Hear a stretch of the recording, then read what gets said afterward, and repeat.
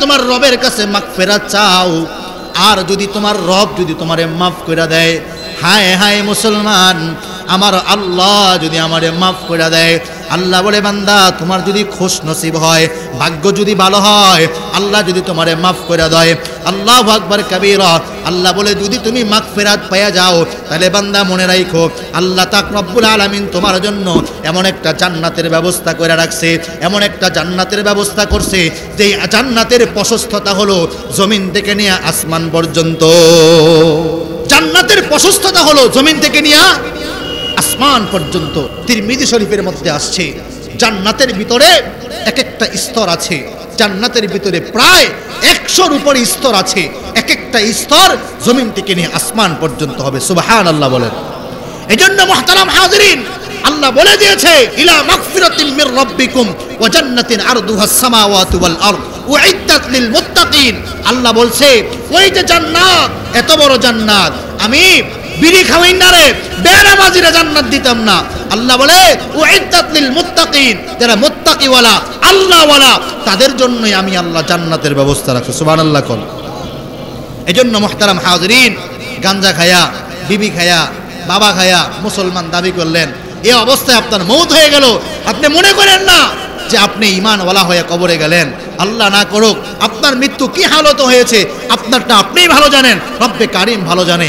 আমার যে বান্দা আমার নেয়ামত পায়া আমার নেয়ামতের শুকরিয়া আদায় করে, আমি আল্লাহ তার নেয়ামত আরো বাড়ায় দেই। সুবহানাল্লাহ।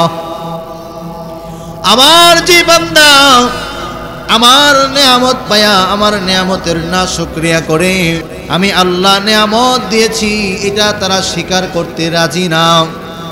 আল্লাহ পাক রব্বুল আলামিন বলেন, আমি আমার ওই সকল বান্দাগুলার কাছ থেকে নেয়ামতগুলা ছিনায় নেই এবং তাদেরকে কঠিন আযাবের মধ্যে গ্রেফতার করার প্রতিশ্রুতি দেই।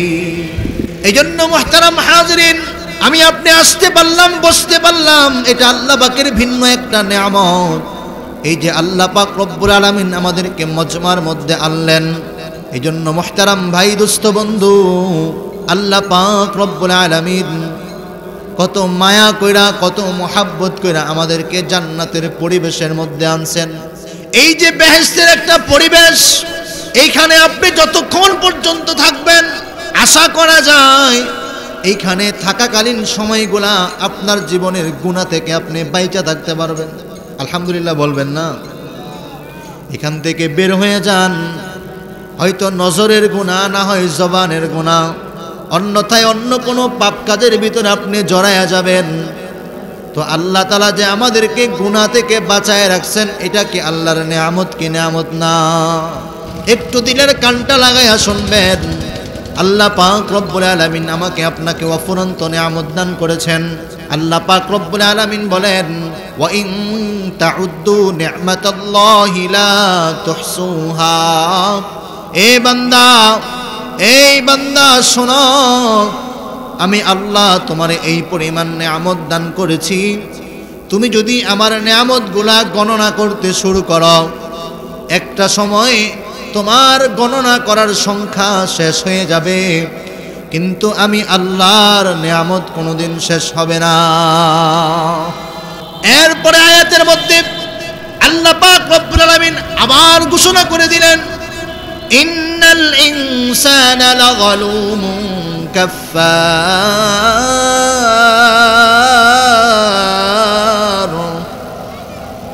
আল্লাহ পাক রব্বুল আলামিন বলেন, ইন্নাল ইনসানা লাযালুমুন কাফফার।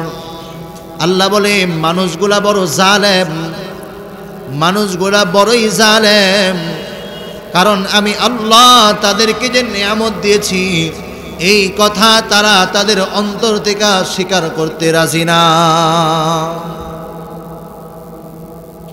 আল্লাহ পাক রব্বুল আলামিন কুরআনুল কারীমের মধ্যে মালিক বলেন, ইয়া আইয়ুহাল ইনসান মা গররাকা বিরাব্বিকাল কারীম। আল্লাহ পাক রব্বুল আলামিন বলেন, এ বান্দা, ওই কারিম রবের ব্যাপারে কে তোমারে ধোঁকায় ফেললো? যে আল্লাহ আল্লাযী খালাকাকা ফাসাওয়াকা ফাআদালাক, আল্লাহ বলেন যে আল্লাহ তোমার চেহারাটা এত সুন্দর করে বানাইছে, ওই আল্লাহর ব্যাপারে তোমারে কে গাফেল করে দিল? এ মুসলমান বাবাজেরা, একটু দুনিয়ার দিকে তাকায়া দেখেন। আপনি বাংলাদেশ না, আপনি পৃথিবীর যে কোনো জায়গায় যাবেন, পৃথিবীর যে কোনো প্রান্তে যাবেন, দুনিয়াতে আল্লাহ তাআলা কোটি কোটি কোটি কোটি মানুষ বানাইছে, কিন্তু কারো চেহারার সঙ্গে কারো চেহারার কোনো মিল নাই। ঠিক না বে ঠিক? এক মায়ের গর্ভ থেকে 4 জন 5 জন 7 জন 10 জন 12 জন সন্তান হয়, কিন্তু কারো চেহারার সঙ্গে কারো চেহারার কোনো মিল হয় না। ও দুনিয়ার মুসলমান, একটু দিলের কান লাগাইয়া শোনেন। এই যে আল্লাহ পাক রব্বুল আলামিন আমাকে আপনাকে এত বড় বড় নিয়ামত দিল, ও বাজার, আল্লাহ পাক রব্বুল আলামিন বলে, বান্দা, আল্লাহুল্লাযী খালাকাস সামাওয়াতি ওয়াল আরদ, এ বান্দা, এই যে আসমানটা দেখতেছো, এই যে জমিন দেখতেছো, এই আসমানটা আমি আল্লাহ তোমার জন্য বানাইছি। এই যে জমিন, এটা আমি আল্লাহ তোমার জন্য বানাইছি। ওয়ামা খালাকতুল জিন্না ওয়াল ইনসা ইল্লা লিয়াবুদুন, কিন্তু বান্দা, আসমান বানাইছি তোমার জন্য, জমিন বানাইছি তোমার জন্য, পাহাড় পর্বত বানাইছি তোমার জন্য, কিন্তু তুমি বান্দা বান্দিরে বানাইছি একমাত্র আমি আল্লাহর ইবাদত করার জন্য। সুবহানাল্লাহ। কালকে সকালে কইেন। মুহতারাম হাজিরিন, আমি যে আয়াতে কারিমা আপনাদের সামনে তেলাওয়াত করেছি, আল্লাহ পাক রব্বুল আলামিন বলেন, ওয়াসারিউ ইলা মাগফিরাতিম মির রাব্বিকুম ওয়া জান্নাতিন আরদুহাস সামাওয়াতু ওয়াল আরদ উইদ্দাত লিল মুত্তাকিন। আল্লাহ বলেন, ওয়াসারিউ, এ মানুষ দৌড়ায় আসো, এ মানুষ জলদি করে আসো, এ মানুষ তাড়াতাড়ি আসো। ওয়াসারিউ ইলা মাগফিরাতিম মির রাব্বিকুম, কোথায় দৌড়াইয়া যাইবা? যেখানে তোমার মাওলা তোমারে মাগফিরাত করার ঘোষণা দেয়, ওই জায়গায় তুমি তাড়াতাড়ি দৌড়াইয়া যাও।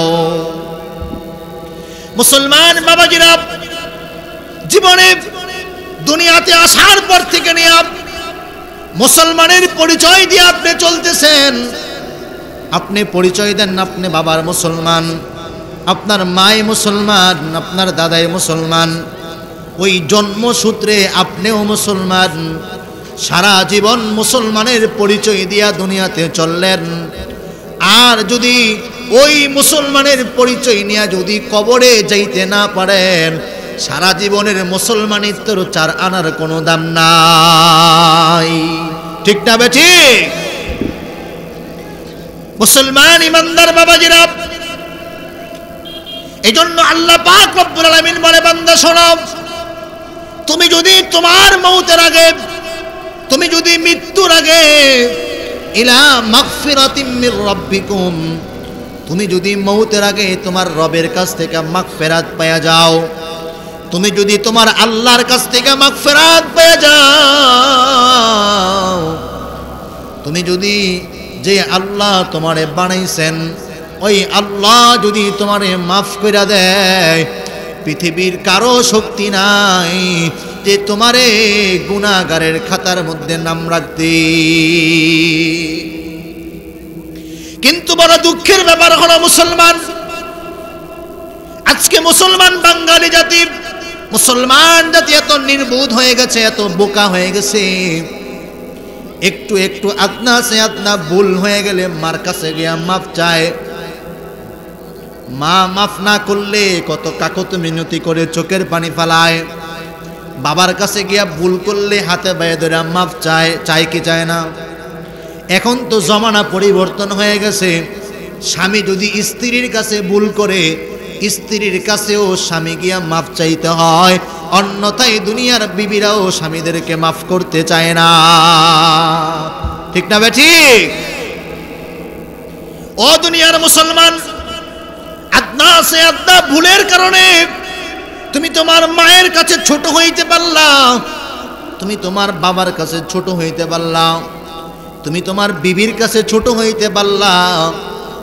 আর তোমার এত বড় জিন্দেগির ভিতরে 50-60 বছরের জিন্দেগির মধ্যে এই যে এতগুলা গুনাহ করছো, আজও পর্যন্ত আসমানের মালিকের কাছে একটা বারের জন্য মাফ চাইতে পারলি না।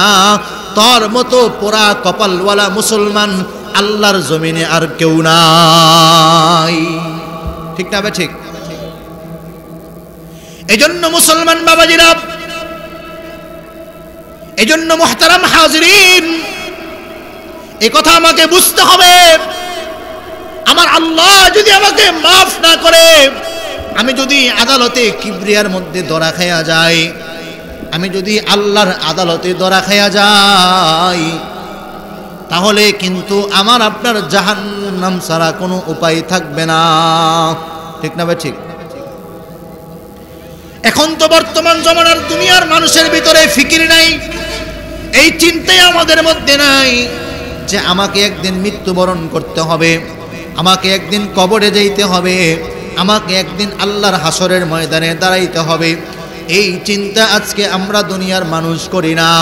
খালি দুনিয়া দুনিয়া দুনিয়া, হুব্বুদ দুনিয়া হুব্বুদ দুনিয়া হুব্বুদ দুনিয়া, খালি দুনিয়ার মুহাব্বত দুনিয়ার মুহাব্বত।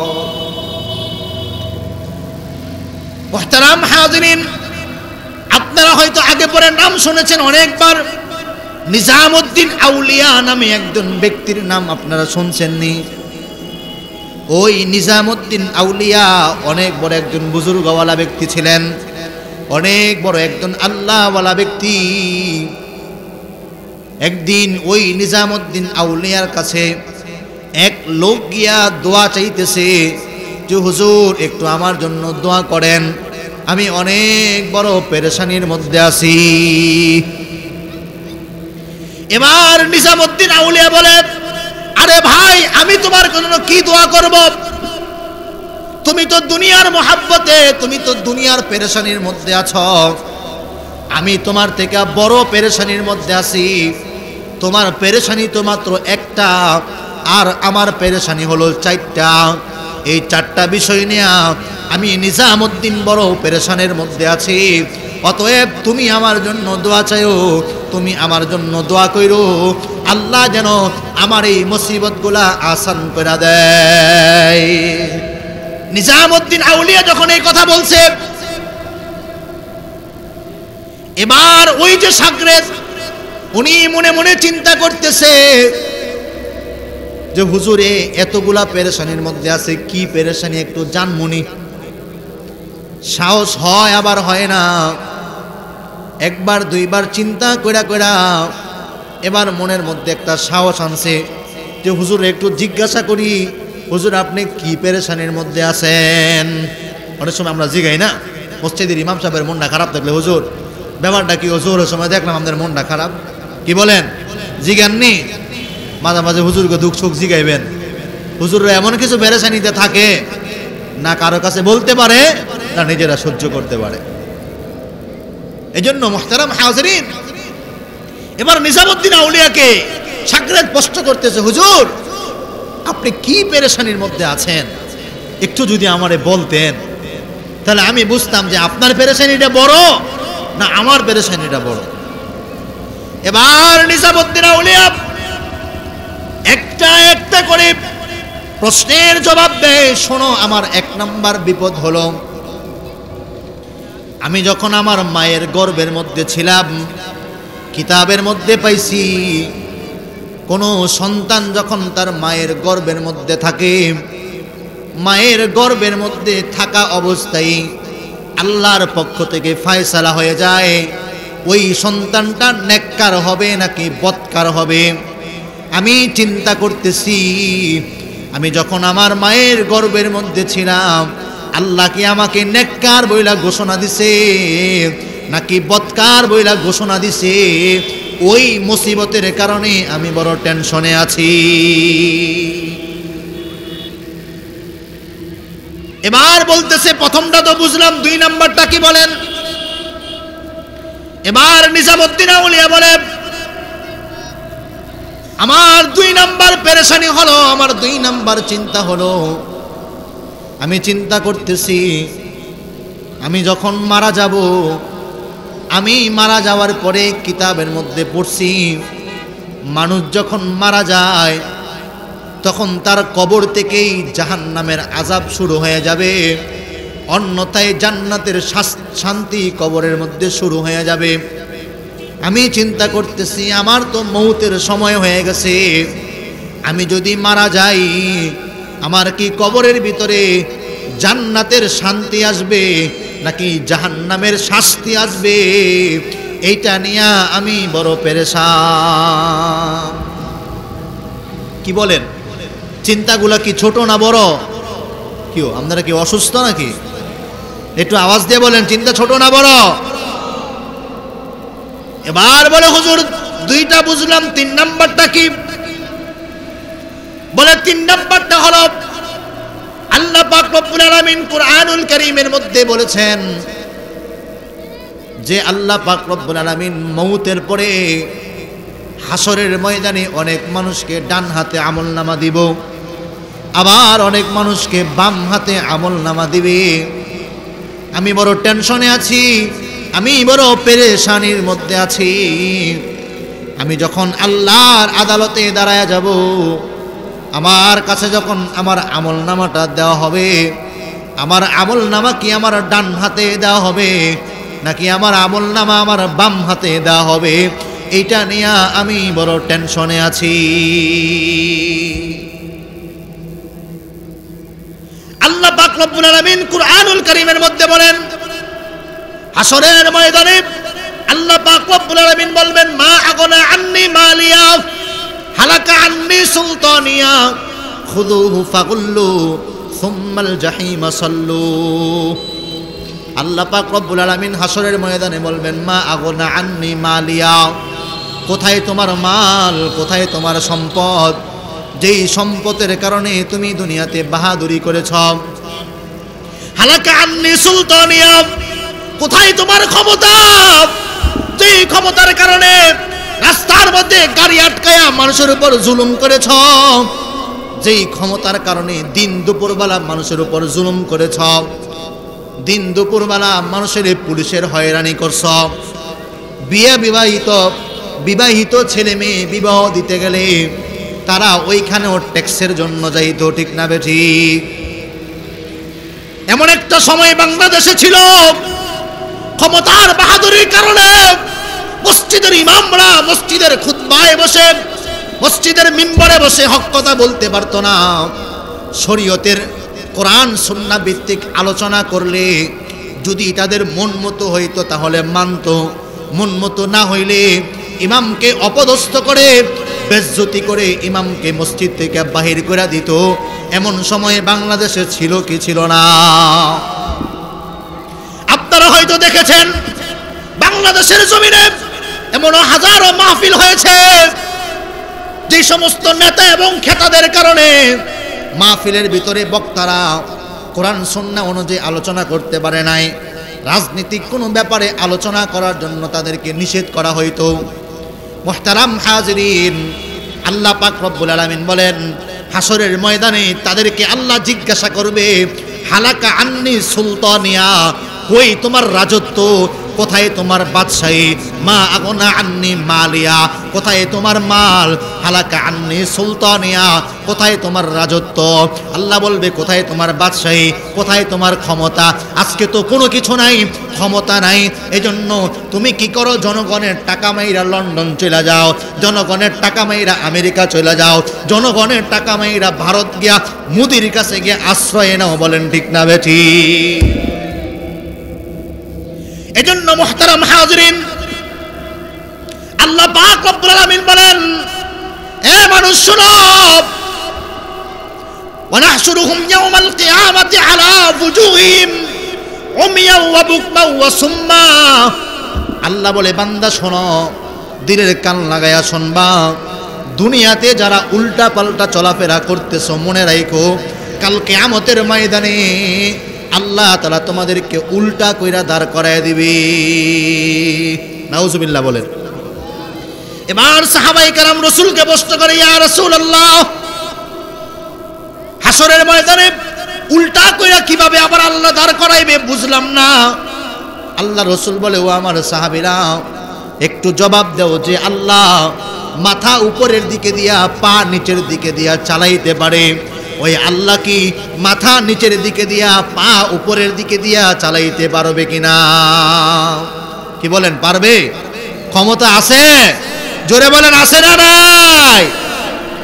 ওই যে নিজামুদ্দিন আউলিয়ার কথা মনে আসেনি আপনাদের? নিজামুদ্দিন আউলিয়ার টেনশন কয়টা? 4টা। 3 নাম্বার টেনশন হলো আমলনামা ডান হাতে না বাম হাতে, মনে আছে? এখন একটু বুঝে থাকলে জবাব দেন মুসলমান। এত বড় আল্লাহর ওয়ালি, এরপরেও আখিরাত নিয়ে কত ফিকির। আর আমাদের জিন্দেগির মধ্যে গুনার কোনো শেষ নাই। মাথা থেকে নিয়ে পায়ের পাতা পর্যন্ত গুনায় জর্জরিত। আমাদের হাতের দিকে তাকাইলে গুনাহ, চোখের দিকে তাকাইলে গুনাহ, জবানের দিকে তাকাইলে গুনাহ, চেহারার দিকে তাকাইলে গুনাহ। এজন্য দেখবেন যারা বেনামাজি হয় তাদের মুখের মধ্যে দাড়ি থাকে না। ভালো করে বুঝবেন, দেখবেন নামাজি আর বেনামাজি চেহারা দেখলেই বোঝা যায়। কি বলেন, ঠিক না ভাই? ঠিক, চেহারা দেখলেই বুঝবেন। কেন? ইমামে আজম আবু হানিফা রাহমাতুল্লাহ আলাইহি বলছেন, উনি যখন ওযু করতে চাইতেন তখন তিনি স্বচক্ষে দেখতে পাইতেন যে হাতের ওযু করার সময় হাত দিয়া গুনাহ ঝইরা ঝইরা পড়ে যায়। এটা আমাদের আকাবিররা চোখে দেখছে। সুবহানাল্লাহ কোন। মুহতারাম হাজিরিন, রাসূল আকরাম সাল্লাল্লাহু আলাইহি ওয়াসাল্লামকে জিজ্ঞাসা করা হয়েছে, ওগো আল্লাহর রাসূল, কাল কিয়ামতের ময়দানে আপনি এতগুলা উম্মত কেমনে চিনবেন? এত কোটি কোটি মানুষের মধ্যে আপনার উম্মত কোনটা? মুসার উম্মত কোনটা? ঈসার উম্মত কোনটা? ইব্রাহিমের উম্মত কোনটা? আদম নবীর উম্মত কোনটা? এগুলো কেমনে চিনবেন? আল্লাহ রাসূল বলেন, আমি আমার উম্মতগুলারে চিনব ওই যে নামাজের সময় আমার উম্মতগুলা ওযু করছে, ওযু করার সময় চেহারা ধুইছে, হাত ধুইছে, পা ধুইছে। কাল কিয়ামতের ময়দানে ওই ওযু করার অঙ্গগুলা আল্লাহর হুকুমে নূরের আলোর মতো ঝলমল করতে থাকবে। কি নামাজ পড়তে রাজি আছেননি? ওযু করার দরকার আছে না নাই? ওযু করতে গেলে ওই যে করোনার সময় দিনে 5 বার ভ্যাকসিন দিয়া দিনে 5 বার হ্যান্ড ওয়াশ দিয়া হাত ধোয়ার দরকার নাই। মুসলমান যদি দৈনন্দিন 5 বার ওযু করে নামাজ পড়ে, আল্লাহর কসম ওই মুসলমানের কখনো করোনা হইতে পারে না। কিন্তু মুসলমান আজকে যেভাবে নামাজ পড়ার দরকার ওইভাবে আমরা নামাজ পড়ি না। যেভাবে আমাদের আখিরাতের ফিকির করার দরকার ছিল ওই ফিকির আজকে আমাদের নাই। দুনিয়া দুনিয়া দুনিয়া নিয়ে পাগল হয়ে গেছে। যাই হোক, আলোচনার সময় অনেক অল্প। যে কথাটা বলতেছিলাম, নিজামুদ্দিন আউলিয়া এবার 3 নাম্বার কথা বলে, হাসরের ময়দানে আল্লাহ কি আমার আমলনামা ডান হাতে দিবে না বাম হাতে দিবে? এটা নিয়ে আমি বড় পেরেশানির মধ্যে আছি। আল্লাহ রাসূল বলেছেন, কোন ব্যক্তিকে যদি আল্লাহ পাক রব্বুল আলামিন যদি বাম হাতে আমলনামা দেয়, ওই ব্যক্তিকে এমন একটা অবস্থা করে আমলনামা দেওয়া হবে, আল্লাহু আকবার কাবীরা। হাদিসের কিতাবগুলোর মধ্যে পড়ছি, মুহাদ্দিসিনে কেরাম বলছেন, ওই ব্যক্তির এই যে বুক বরাবর ছিদ্র করা হবে, বুক বরাবর ছিদ্র কইরা এই ছিদ্রটার দিকে হাতটা ঢুকায় দিবে, হাতটা ঢুকায় দিয়া পিছন দিক দিয়া বাহির করে দিবে। বলেন না নাউজুবিল্লাহ।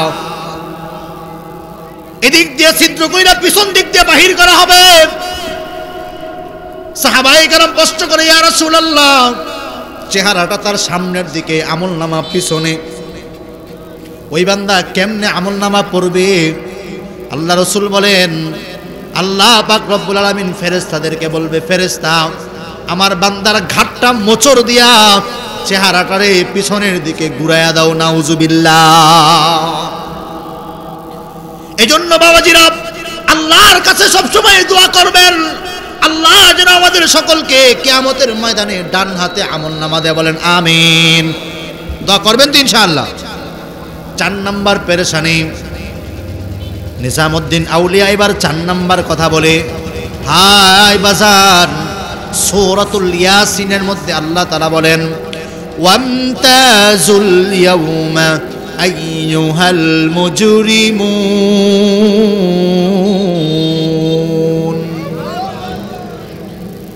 নিজামুদ্দিন আউলিয়া বলে, আল্লাহ যে কোরআনে বলেছেন কাল কিয়ামতের ময়দানে আল্লাহ বলবে, এই অপরাধীরা তোমরা আলাদা হয়ে যাও, এই আমার নেককার বান্দারা তোমরা আলাদা হয়ে যাও। কাল কিয়ামতের ময়দানে আল্লাহ তাআলা মানুষগুলোর 2টা ভাগে বিভক্ত করবে। একদল মানুষ হবে জান্নাতি, আরেক দল মানুষ হবে জাহান্নামী। আমি নিজামুদ্দিন বড় টেনশনে আছি, আমি কি হাসরের ময়দানে জান্নাতের দলের মধ্যে থাকবো নাকি জাহান্নামের দলে? কি বাজার চিন্তা করছেন কোনোদিন? এই যে জিন্দেগি শেষ করে ফেললেন, দুনিয়া শেষ করে ফেলছেন, কোনোদিন তো ভাবেন নাই যে আমাকে একদিন আল্লাহর আদালতে দাঁড়াইতে হবে। আল্লাহ বলবেন, মালি হাদাল কিতাব লা ইউগাদিরু সগীরা ওয়ালা কাবীরা। এ বান্দা নাও তোমার আমলনামা নাও, লা ইউগাদিরু সগীরাতা ওয়ালা কাবীরা। এবার বান্দা আমলনামা খুলে দেখবে, আমলনামার ভিতরে আদনা সে আদনা ছোট একটা গুনাহ আল্লাহ ছাড় দেয় নাই। আবার আমলনামার মধ্যে দেখবে অনেক বড় একটা গুনাহ, এটাও আল্লাহ ছেড়ে দেয় নাই। আবার আমলনামার মধ্যে দেখবে ওই যে বৈরাবেরটেক মাদ্রাসার ভিতরে রাত্রেবেলা ওয়াইজ যখন আপনার কাছে কালেকশন করছে, আপনি মোট কইরা 2000, 5000, 10,000, 50,000 টাকা দিছেন, দেখবেন হাসরের ময়দানে ওই টাকার সংখ্যাটাও আল্লাহ আমলনামায় লেখা রাখছি। গভীর রজনীতে আপনি তাহাজ্জুদ নামাজে দাঁড়ায় গেছেন, আপনার ঘরে বিবি নাই, সন্তান নাই, কেউ নাই, কেউ দেখা নাই, দেখছেন কে? আল্লাহ বলবে, বান্দা গভীর রাত্রেবেলা এই যে তুমি নামাজে দাঁড়ায়া দাঁড়ায়া পড়ছ, আলহামদুলিল্লাহি রাব্বিল আলামিন আর রহমানির রহিম, এই যে নামাজের মধ্যে দাঁড়ায়া দাঁড়ায়া আমি আল্লাহর ইবাদত করেছো, এগুলার আমলগুলা তুমি কাল কিয়ামতের ময়দানে আমলনামার মধ্যে দেখতে পাইবা। এ বান্দা, এজন্য যদি মওতের পরে আমলনামা যদি ভালো বানাইতে চাও, তাহলে দুনিয়াতে রবের মাগফিরাত চাও। কার কাছে মাগফিরাত চাইবেন? জোরে বলেন, কার কাছে? না বাবার কাছে যাইবেন? বাবা আছে না, ফির বাবা, আব্বা আব্বা আমার মাফ করেন, আব্বা আমার ফোলার বউডার ফোলাবাই নয় না, আব্বা আব্বা একটা ফোলাবেন দেন। কেউ এমন লোক আছে না নাই? বাবারে গিয়ে সেজদা দেয়, বাবার কাছে সন্তান চায়, বাবাই নাকি জান্নাতের মধ্যে ভার করে দিব। নাউজুবিল্লাহ বলেন। আরে বাবারই তো ক্ষমতা নাই, বাবার ক্ষমতা নাই। যিনি আমাদের জাতির পিতা ইব্রাহিম খলিলুল্লাহ, ওই ইব্রাহিম খলিলুল্লাহ বলে হাসরের ময়দানে আমি ইব্রাহিম খলিলুল্লাহ আল্লাহর সামনে উস্কুত হয়ে যাব, চুপ হয়ে যাব, কথা বলার ক্ষমতা থাকবে না। কেন? কারণ আমি ইব্রাহিম খলিলুল্লাহ, আল্লাহ যদি অনুমতি না দেয় আমি ইব্রাহিম খলিলুল্লাহর কথা বলার অনুমতি নাই। কারণ আমি দুনিয়াতে ছোট্ট একটা অপরাধ করেছিলাম, এটা যদিও অপরাধ বলা যায় না, এরপরেও নবীরা ছোট ছোট বিষয়গুলোকে অনেক বড় মনে করছে। সাইয়্যিদিনা আবু বকর উনি চিন্তা করছে, মাঝে মাঝে গিয়ে গাছের কাছে গিয়ে বলতো, গাছ, এই গাছ, আমি আবু বকর মানুষ যদি না হইয়া যদি গাছ হইতাম তাহলে তো দুনিয়াতে জয়রা পুড়ে শেষ হয়ে যাইতাম, আল্লাহর আদালতে আমাকে দাঁড়াইতে হইতো না। মুসা কালিমুল্লাহ এত বড় একজন নবী আল্লাহর আদালতে চুপ হয়ে যাবে, কোন নবী কথা বলার ক্ষমতা থাকবে না। তাহলে কই তোমার পীর বাবা, কই তোমার বাবা? বাবার তো ক্ষমতাই নাই। কবর ঠিক তবে ঠিক। এজন্য বাবার কাছে মাথা নত করা যাবে? কথা বলেন, যাবে? বাবার কাছে মাথা নত করা যাবে না। দুনিয়ার কোন পীরের কাছে, দুনিয়ার কোন মানুষের কাছে মাথা নত করবেন না। যদি মাথা নত করতে হয় কার কাছে করবেন? মাথা নত করতে হলে আল্লাহর কাছে করেন, মাথা নত করতে হলে আল্লাহর কাছে চান।